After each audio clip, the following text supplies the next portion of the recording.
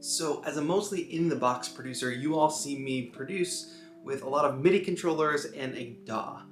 But way back in the day, when Novation sent me the Novation circuit, a groovebox with 2 synths and a drum machine, I fell in love. I could get away from the computer, I didn't need a ton of gear, I could just sit with the groovebox and jam.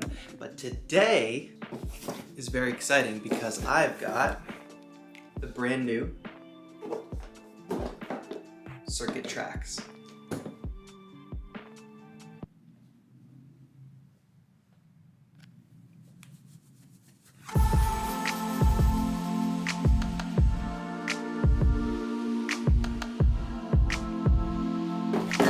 Today we're going to be getting hands-on with the new circuit tracks, and we'll also look at it against the old circuit so you can see some of the differences, what's new, etc. I've actually had circuit tracks for a little bit now as I worked on some projects for the groovebox, and I'm stoked about that. Before we get too deep into it, my name is TAETRO. Make sure you subscribe to the channel for more live electronic music performances, tutorials, content to make you a more productive producer. Give the video a like if you're already enjoying it because it really helps the channel out a lot, and would love to hear your thoughts in the comments on circuit tracks once we get into it, but let's do it. All right, so we've got circuit 1 here. We'll use this for reference and comparison, and we've got the circuit tracks right here. Beautiful piece of gear, I have to say. Novation, they've gone out and done it again. If you don't even know what circuit is, it's worth saying. We'll get into a little bit of that for this video, as well as comparing it to circuit 1. So if you're brand new to circuit, I got you covered, don't worry. But first here, let's take a look at the design, right? Before we even turn the device on. Much slimmer design this time around, much more portable. And we can even see on the back different ins and outs. For comparison's sake, let's go ahead and compare these two. Boy, circuit 1 looks like a brick now. Am I wrong? I mean, even the thicker side, it tapers, as you can tell. But even in terms of weight, circuit 1 so much heavier, and that is because circuit 1 right now is filled with 6 AA batteries, which this thing ran on, which the battery life was pretty good. I didn't have to change the batteries too often, but still a hassle. Circuit tracks here has got a rechargeable battery, USB-C charge right there, and you get about 4 hours of battery life according to the user guide. And that's so much more sustainable. I'm so much happier about that. It makes this just a lighter, sleeker design. A+ on the aesthetics there. A lot easier to throw into a bag for sure. Like I noted, there's some more connections on the back, more than circuit 1 previously had. So specifically, we've got, the traditional 5-pin MIDI in, out, and through, as opposed to having to use a dongle or a connector. We've got a sync port, as well as 2 monitor outputs, headphone jack, 2 audio inputs, which we'll get to in a moment, as well as the micro SD card slot, so we can save lots of samples and sound presets, etc. on there, our USB connection, and our power button, which, why don't we go ahead and power it on. All right, we get a little battery indicator booting it up, and then it loads, and here we are. And previous circuit users will probably understand how to navigate around circuit, but let me just do a preliminary walkthrough of the device for folks who are not too familiar with circuit. First, real quick here, so you all can hear the sound coming right out of the circuit, I'm gonna go ahead and connect one of my Tascam recorders, which is then hooked up to my speakers. All right, and let's hear. Good, all right. So what the heck even is circuit? What's going on here on this thing for those of you who are unaware? Well, as you can tell, we've got pads for playing notes. We've got a sequencer, so we can put those notes on a timeline.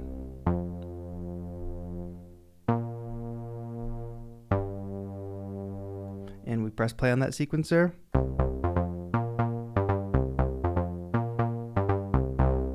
Not only that, but we can mess with the sound of the synth.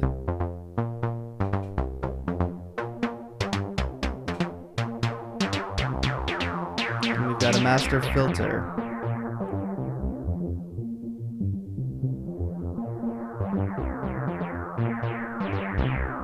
Lots of synth presets built right into the box.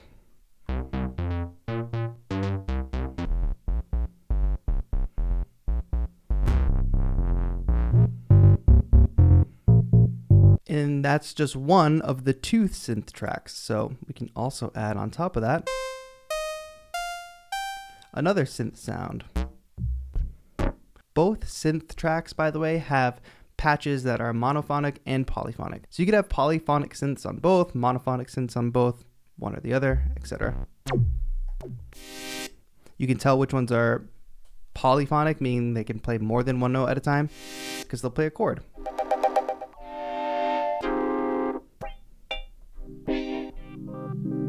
Let's add that on top here. So you saw me program notes into the sequencer by touching the note and then touching the sequencer, but we can also record in live. So let's do it.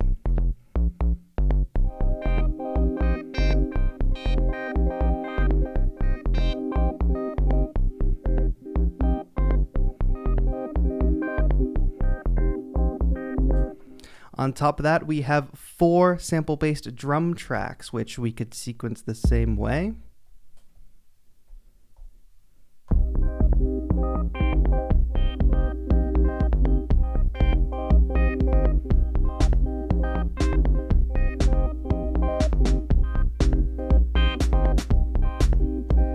Or we could play in live.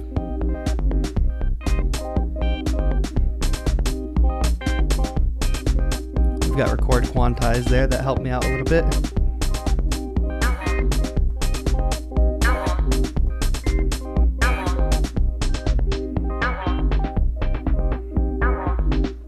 That's just like a little quick scratch demo here. But as you can see, you can start building a track really easily with this groovebox with 2 synth tracks, 4 sample-based drum tracks.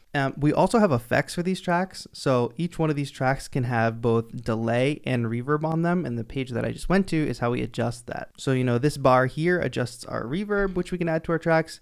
And this selection of pads, the pink pads, change the delay time. So each one of those tracks, like I said, can get those added in. Let's add some reverb, delay.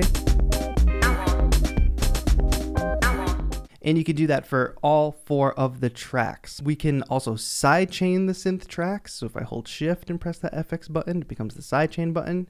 We get our sidechain source from drum 1, 2, 3, or 4. We can select it. I'll get it from drum 1, which is our kick, and then the degree to which this is affecting our synths. Start to hear that pumping sound.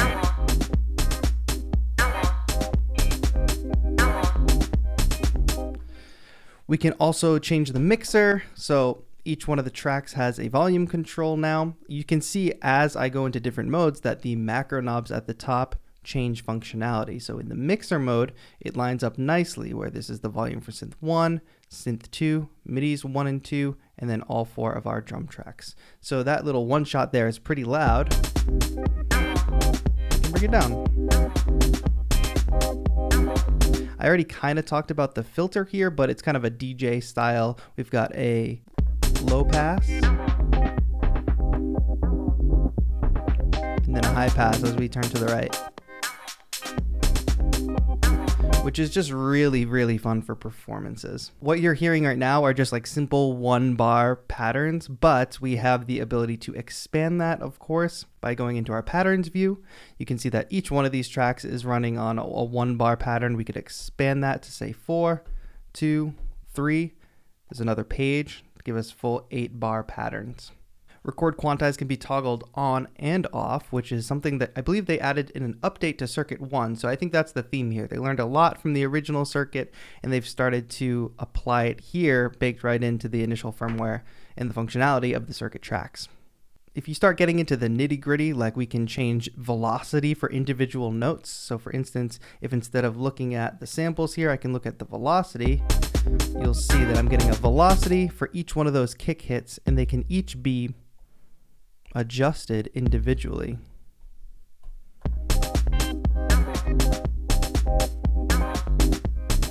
I didn't mention this, but I can actually mute tracks in the mixer view. These MIDI tracks aren't doing anything, but I'll mute them anyway.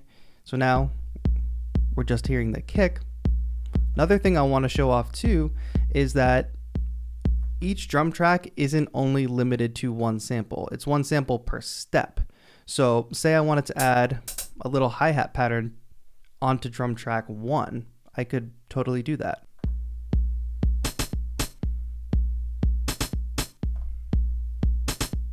So now on a single drum track, I've got 2 different samples playing. And I can change what that sample is.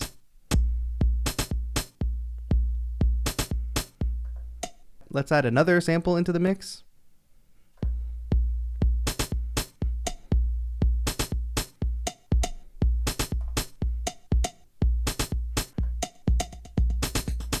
And you can just have so much fun.